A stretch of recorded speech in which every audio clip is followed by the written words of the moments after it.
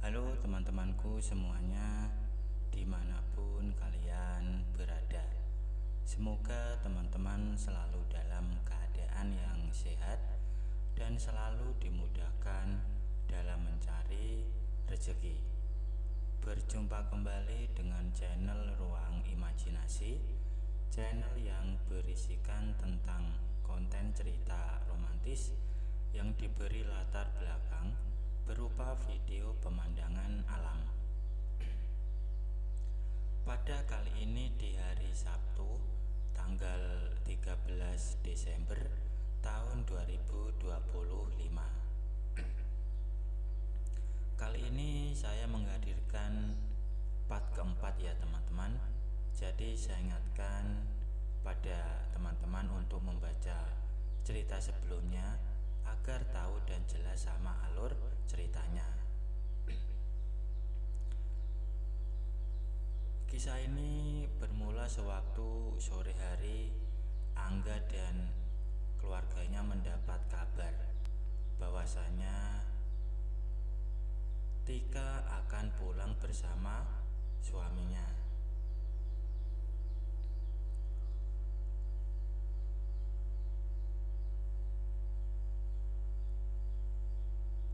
Sore menjelang maghrib, Tika dan suaminya akhirnya sampai juga di rumah.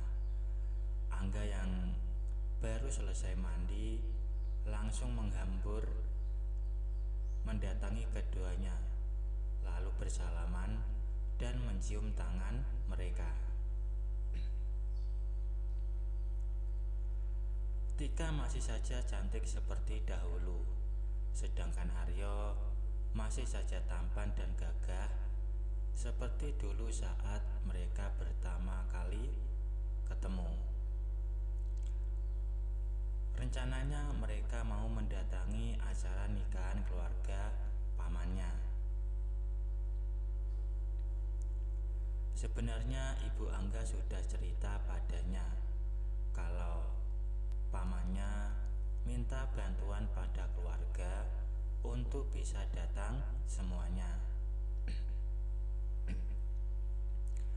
Tentu saja Angga pasti kebagian jadi pengantar makanan dari dapur menuju ke tenda depan. Karena biasanya pemuda-pemuda desa yang melakukannya. Angga melihat banyak sekali oleh-oleh dari kota yang Tika bawa. Dari makanan sampai alat masak pun mereka bawa dari kota. Bahkan ada makanan yang baru kali itu Angga tahu bentuknya. Semuanya senang dan bahagia bisa berkumpul kembali.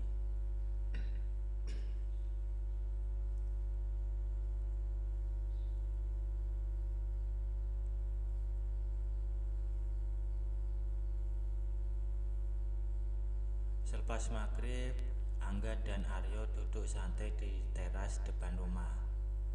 Tak lama kemudian, datanglah Adi dan Nanang.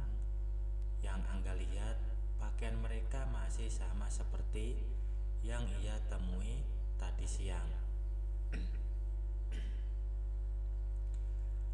Itu artinya mereka belum sempat pulang sehabis dari sungai.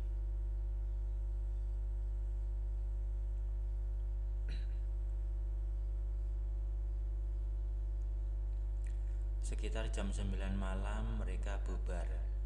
Adi dan Nanang pergi dari rumah Angga.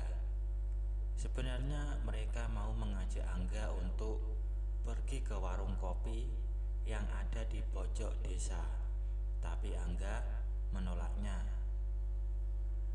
Mungkin kalau besok ia tak ada acara, pasti saat itu Angga akan ikut dengan mereka.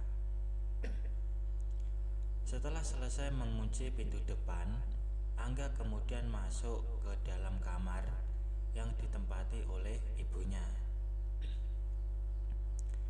Semuanya sudah tahu kalau Angga masih tidur di tempat yang sama dengan ibunya. Bahkan Aryo yang jadi kakak iparnya itu juga tahu kalau Angga masih biasa minta ke ibunya kalau ia nggak bisa tidur. Tanpa menunggu lama, Angga pun kemudian naik ke tempat tidur dan sambil memejamkan mata, mendadak Angga kembali teringat bagaimana Adi dan Nanang mengerjai Ayu di tepi sungai.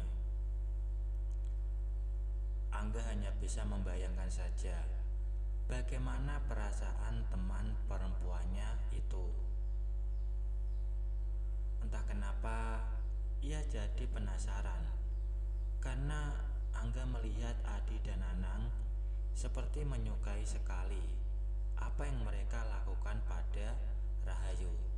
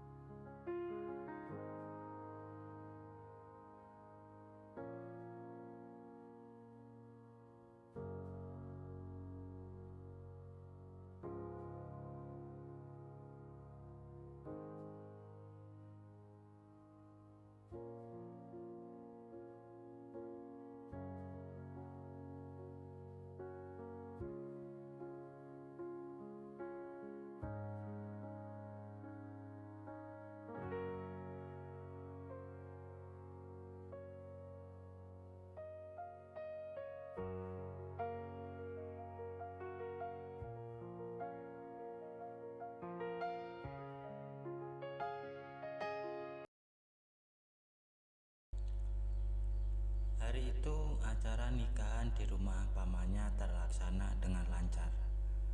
Banyak sekali anggota keluarga yang hadir, bahkan terbilang lengkap. Tamunya juga banyak yang datang, bahkan dari daerah lain yang jaraknya puluhan kilometer jauhnya. Saking banyaknya tamu yang datang, acaranya selesai sudah larut malam. Dari pagi sampai acara selesai, Angga terus bergerak membantu mempersiapkan tempat dan alat-alat untuk makan tamu yang hadir. Memang Angga capek, tapi hatinya gembira. Sesekali ia temui Dina membantu, tapi setelahnya dia kembali menghilang ke dalam rumah untuk menyajikan aneka ragam kue. Sebenarnya selain memperhatikan kebutuhan tamu, Angga juga sempat memperhatikan pandangan orang-orang yang hadir itu saat melihat Dina. Rupanya banyak yang terpesona dengan kecantikan kakak keduanya itu. Bahkan ada seorang juragan dari desa yang Angga kenal bernama Pak Manto. Terlihat serius mengamati gerak-gerik Dina. Mulanya Angga biasa saja, tapi lama-lama ia jadi curiga. Jangan-jangan dia mulai tertarik untuk menjadikan Dina jadi istrinya. Padahal yang Angga tahu, Pak Manto itu sudah mempunyai 3 orang istri dan semuanya masih cantik. Begitu acara selesai, mereka sekeluarga kemudian pulang bersama-sama. Aryo sengaja tak memakai mobil yang dibawanya dari kota, karena dia sengaja ingin jalan kaki sambil melihat situasi desa. Angga pulang bersama ibu dan Dina, sedangkan Aryo berada di depan sambil menggendong istrinya. Ketika mereka sudah sampai di rumah, Angga dan ibunya langsung masuk ke dalam kamar, sedangkan Aryo membawa Tika ke dalam kamarnya.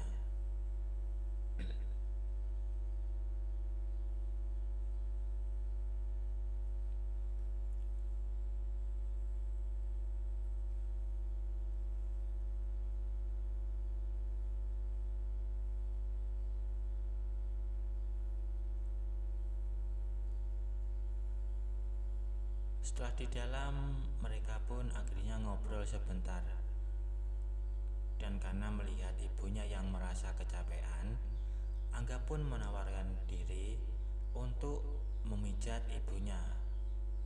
Namun, Angga ingin keluar sebentar karena ingin pergi ke kamar mandi. Begitu berada di depan pintu kamar mandi, Angga melihat Aryo masih duduk di ruang tamu sambil merokok.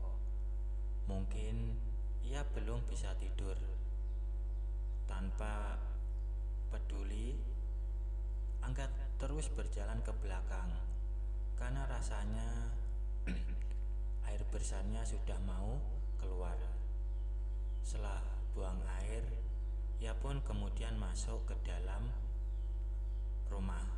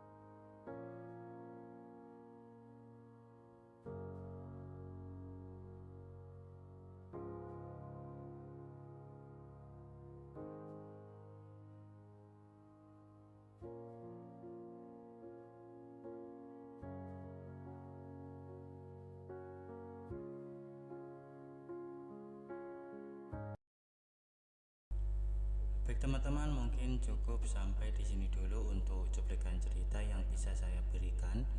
Kalau ada salah penulisan maupun perkataan, saya minta maaf yang sebesar-besarnya. Semoga teman-teman dapat terhibur dengan cerita yang kali ini saya sajikan, dan nantikan kelanjutan ceritanya hanya di lain kesempatan. Saya ucapkan selamat beraktivitas dan terima kasih.